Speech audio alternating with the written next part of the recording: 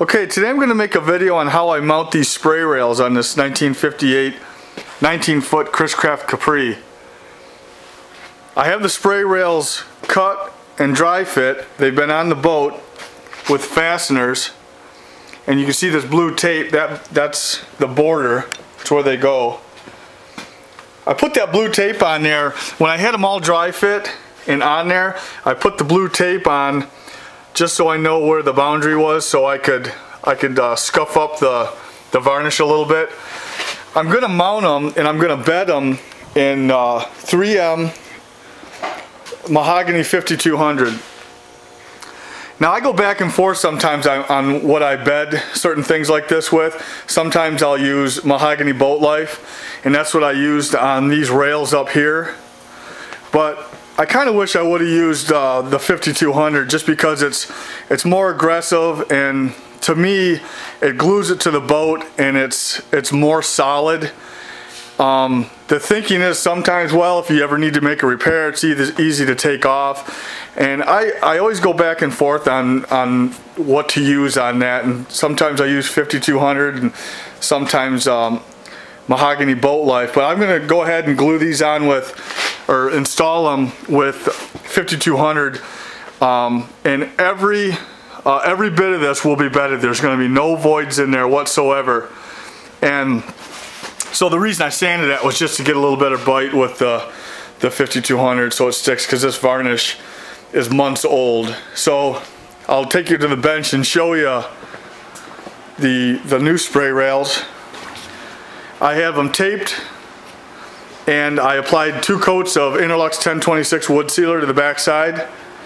And I taped these for 2 reasons. One, when I sealed them, so the sealer doesn't get into the grain, because these are once they're on the boat, they have to be finish sanded, and then I'm gonna have to bleach them and then stain them. They're gonna get the blonde stain just like the deck here. So I taped them off, so when I mount them and bed them with the 5200, there's going to be ooze. The 5200 is going to ooze out of there, and it'll be easier to clean up. And I don't want to get a bunch of mahogany 5200 in the grain. Once it gets in the grain and you start wiping it, like with a lacquer rag or something, it kind of smears into the grain, and it's kind of hard to get out. So it's just easy to tape it. What I'll do is I'll tape it, and I'll take most of the material off, and I'll show you that. I usually use there's sandpaper on this now, but a 6-inch ruler, and I'll just scrape that off, and then I'll wipe it with brushing thinner usually. So I have these all taped, these are ready to go. So I'll stop the camera and I'll start it back up when I have the 5200. I'm going to start with the transom spray rail, this one here. I'm going to put 5200 on there and put the fasteners in. This back one, it's all screws. They're number 12 and 14 silicon bronze screws that are holding these in. And I went into the... Okay, my memory card was full. I had to erase some stuff on it. I was talking about the fasteners that I used. I used number 12 and 14 silicon bronze 3-inch on this aft spray rail, and I went into the frame. There's a main transom frame, a wide one running along the center, 2 frames on the side, and then into the cheek, the transom cheek. So, and on the sides, I also went into the transom cheek right here, and then a hull side frame there, and then in between those hull side frames, I used, I didn't have any silicon bronze machine screws long enough, so I used stainless steel 1024 with fender washers on the inside to pull that in. And I wanted to, there is a batten that they had, that Chris-Craft put in there, that runs behind this plank. This plank is a 1/2 inch, and the batten's also 1/2, so that's 1 inch. But I still didn't think that was enough to pull that, because there's quite a bit of twist on these side spray rails, and it took a little time to fit them, and I wanted to be able to pull those in, so that's why I use the through bolts, the machine screws. There's 1, 2, 3, 4, 5, 6, 7. There's 7 of them, and then this is a screw, and this is a real small screw to hold that in. So I'll show you that when I go to install them. But one other thing I wanted to mention that I think is really important when mounting these, and that is to bed them properly. Like I was saying earlier, I'm going to fill this with 5200, and there's going to be no voids in there. And I'll show you. These are the original ones, and almost every spray rail I've ever taken off of an old boat like this was not bedded properly. And I'll show you what happens when you don't bed that properly. Well, first of all, I'll show you the little bit of bedding that they do have. This is probably a regular bedding compound that they used back then, which is like a boiled linseed oil. And they just put a little strip right down the middle of it. And to me, that doesn't do anything. You might as well not put anything in there. And usually there's bare wood behind that. And then this is dished out or concave, which makes it easier to fit from the factory. If you can see, this little rail here, they planed or sanded that down to fit the hull side, and that's what I had to do on the new ones. But that's a void behind there. Water gets back there and just rots it out. And it not only rots out the spray rails, which it did here on the Capri, and by the way, these spray rails were the reason that I had to replace this whole transom. The rot went through this plank into the cheek, and I had to replace that cheek, and it rotted out the transom plank. So all because it left a void for water. And not only that, but the area that the hull side wasn't, I'll show you this boat on here, over here. It didn't really have any finish on it. Like you look at this is probably just stain on there. There's really no sealer. And again, you see the witness mark of the old bedding compound. It's just right down the middle. I think they just tried to hit where the screws were. But as you can see on this aft spray rail, look what it did. It rotted this plank right out. And the corner, a little bit right in here. And then the port corner. This is all because of that spray rail. Wasn't mounted properly, or wasn't bedded properly. So I'm gonna have to repair all that. This is a 22 Continental, and here's the aft spray rail, and same thing.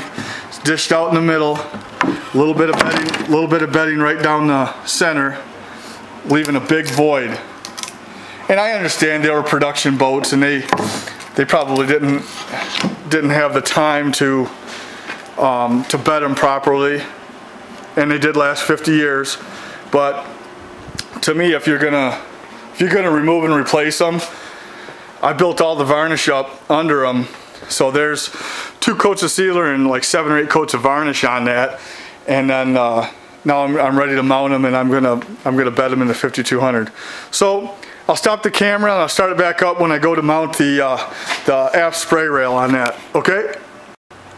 Okay, I took the 5200 and laid 3 beads on the back side of the aft spray rail, and I just wanted to show you, when I made this spray rail, I did, on the router table, I recessed or dished this down probably just a little bit less than 1/16 of an inch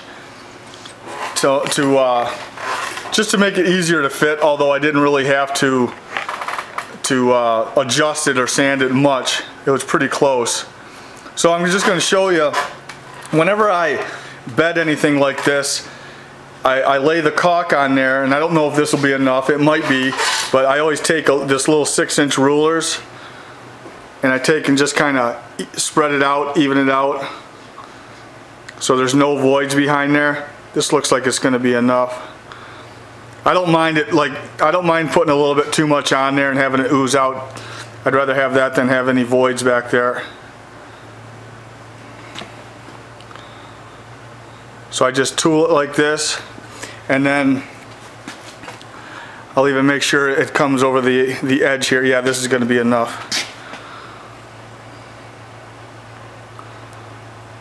This is 3M mahogany 5200 slow cure. So I'll continue to butter it like this, and if I see a low spot, I'll hit, you know, I'll add a little bit more. So I'm going to continue to do this. I'll stop the camera and I'll turn it back on when I go to mount it on the back end. Okay? Okay, all the 5200 is spread out. There's going to be no voids in there, and I know that it's going to ooze out the bottom and the top. There's enough on there. So that's all set and ready to go. I'll just take you in here for a minute and show you that every time that I mount something like this, I always make sure that everything is ready. I have all my fasteners.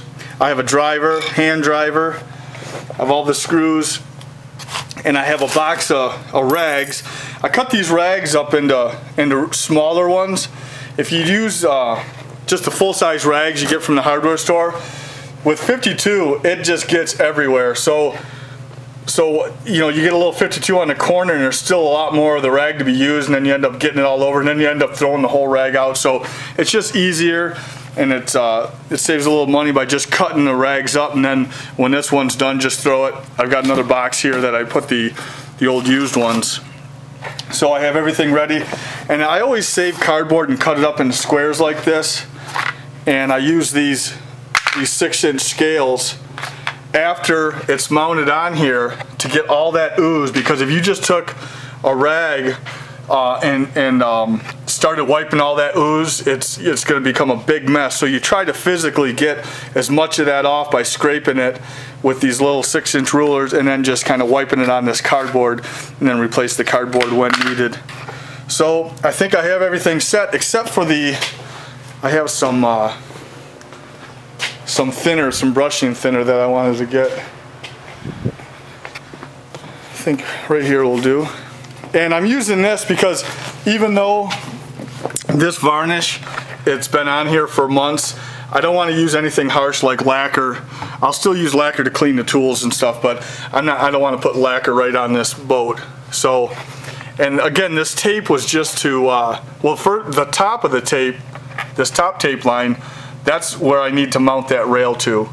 I laid that out, and this rail has some spring to it. I'll fasten the middle first, and then I have to push up to get that right along there. But any ooze on there, it'll go a little bit on the tape, and I'll wipe it off and clean it up. So I'll grab the piece and go ahead and mount it.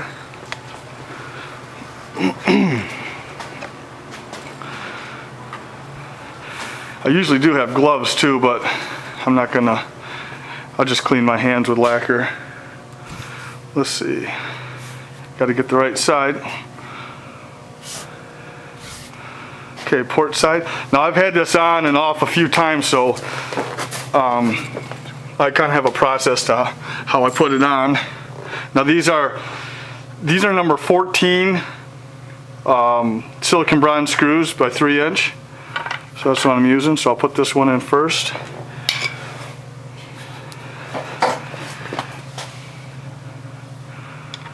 I'll try to keep it off and away from the boat until I get that second screw in.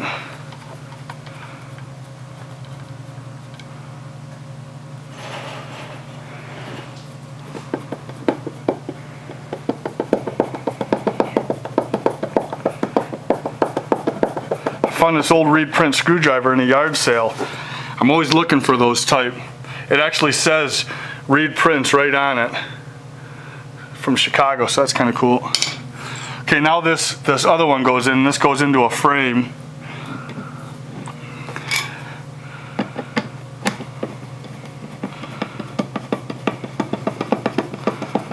So this spray rail is parallel to the water line.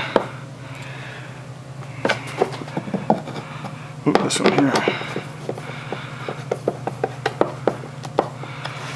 So I'm just going to snug those and wipe my hand a little bit. I try to stay as clean as I can without getting this stuff all over the place, because it's easy to do.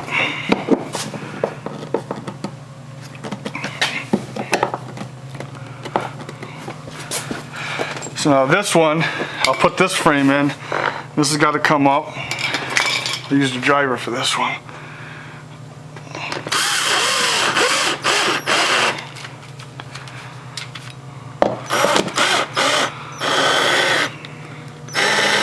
Right to the tape.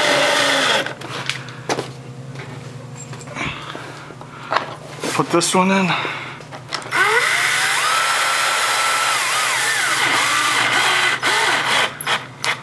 See that ooze? A lot of ooze on the bottom, you can see, because it started out low, and I'll probably have the same thing over there.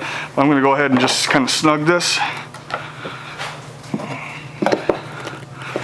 Snug that.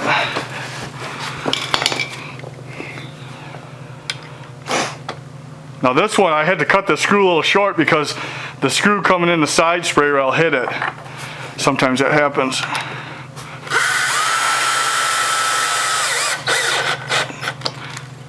Try to keep that up and tighten it.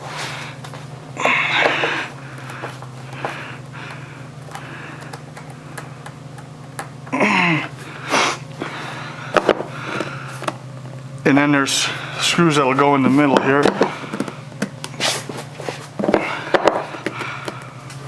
So you see I got good ooze. That's what I want to see.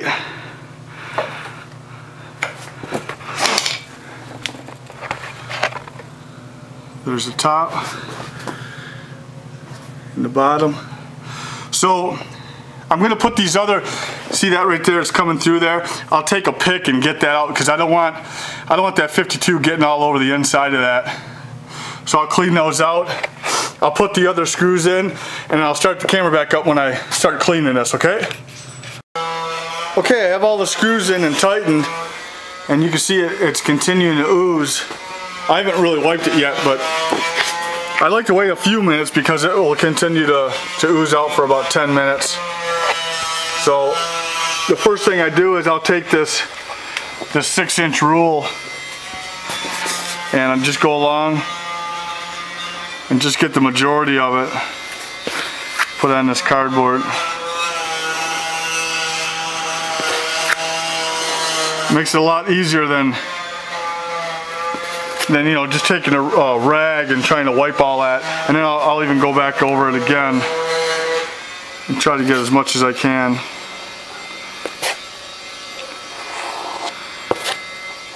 And then, you know, if you keep this clean enough, you could use this 52 for the sides, the side spray rails. This 52 has a long pot life, I guess you'd call it. It's this is a slow cure, so you have time to work with it, as opposed to the boat life. The boat life, it actually takes a while to cure, but it'll start skinning up pretty fast on you, especially, you know, in warmer weather. But you have a lot of time with this, with 52. Like I could even take lunch and come back and this would still be okay. So I'll continue to take all this off, and then I'll wipe it with a lacquer rag, and then we'll pull the tape and see what we got. Alright? Okay, I wiped off the majority of the 5200 with that 6-inch scale, and now I have some thinner. It's brushing thinner, or it's like a mineral spirits, and I'll go along here and wipe this off. And sometimes I even you can use kerosene.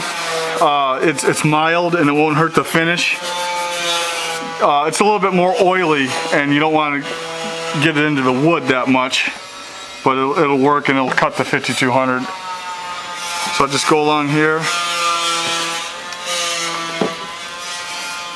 and wipe this just to get most of it off. And then I'll pull the tape, and it'll probably have to have a little bit more wiping. And I'll have to check it for the next, you know, couple hours just to make sure it doesn't ooze out. It might bubble out here and there. Just knock it down a little bit with that 6-inch scale, and then just wipe it with a dampened rag with some of this thinner on it.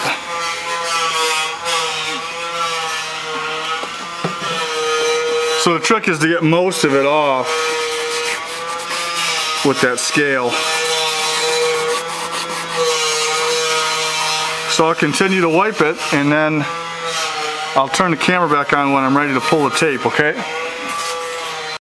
Okay, the aft spray rail's on. It's all wiped, and I pulled the tape, and it came out real clean. See a shot of the bottom here. So that one's on there, and all the fasteners are in and tightened. I wiped it for the initially, and then I did go to lunch and came back, and there was some more ooze that came out of there, so I wiped it one more time and then pulled the tape and then wiped it again. So that's all set and ready to go. I'm going to do one more short clip of me installing the starboard spray rail. I have it down here. I have all the fasteners ready to go, and I think I have my screw gun. Oh, I'll just use a hand driver. It's ready to go. It's got the 52 on it. So the first one I'll put in is the aft screw. Let's see if I got the screws right, because I used two different size screws. No, I need to get that one. Here it is. I used a number 14 for the back, but I actually don't like that one. I'm going to grab a different one. This is the one that I hit that other fastener with. I'm going to stop the camera and get that other screw, okay? Okay, I just ended up fixing that screw. There was a burr on the end of it I ground off. So here we go, we're ready to put this on. This one here, this is the first one I drilled, and I drilled it at an angle in order to get this miter tight. So I'm going to put this screw, let's see, 1, 2, 3. This goes right here in this frame, and I think there's one more in the frame.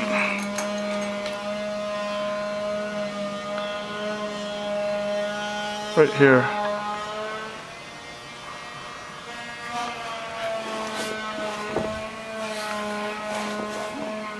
If you hear that saw, Dan's over there with the fiend saw paring down all those mahogany strips on the 22 Continental. So I'm going to set that. I'll just put this one in here so it holds it for me. These ones going into frames are number 12 by 3 inch. Now I'm not going to tighten this one down because I want this back screw to pull it in tight to this miter. And again, I have the tape on here, so I'm going to limit the 52. Now I didn't put a lot of 52 on this because sometimes if you put too much, it doesn't want to seat. It looks like it's staying away a little bit. I'm going to just put a little bit back pressure on it.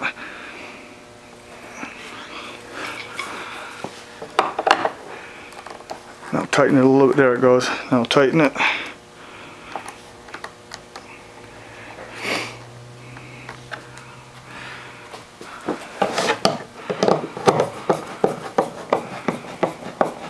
What I do is I tighten these, just kind of snug them, and then I'll come back through and hit them one more time just to get a little bit, because when you've got this 52 behind there, it needs some time to escape.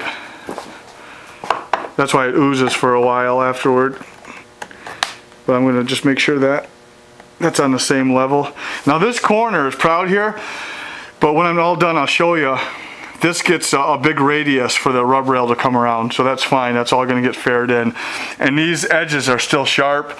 After I get these corners all faired and everything, I'm going to go through and ease these corners and put a radius on that. So I'll stop the camera. I'll finish putting the screws in. There's machine screws that go through here between the frames, and they're through bolted. There's going to be a fender washer and a nut on the other side. So I'll go through and attach this one and the port side, clean it all up, pull the tape, and start the camera one more time and show you the end product, okay? Okay, the spray rails are on the boat. They're installed, they're wiped clean, and all the tape's been pulled. And I went through and glued the bungs in. Those are 1/2 inch plugs, mahogany plugs. This one here is 3/8, but the rest are 1/2. And it came out really clean. I wiped it all and took the tape off. And again, these corners still have to get worked in. There's just a little bit of fairing that's going to need to be done.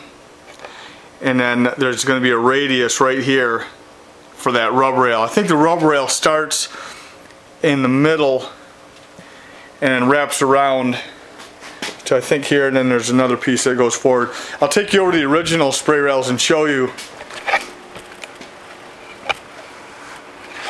Here's the starboard side, that corner, and you can see how this radius, in order to get that stainless steel rub rail around there. And if I just kind of extend what it used to be, there you could get an idea for how much of that corner has to come down or come off to get this radius in here. There's the old ones.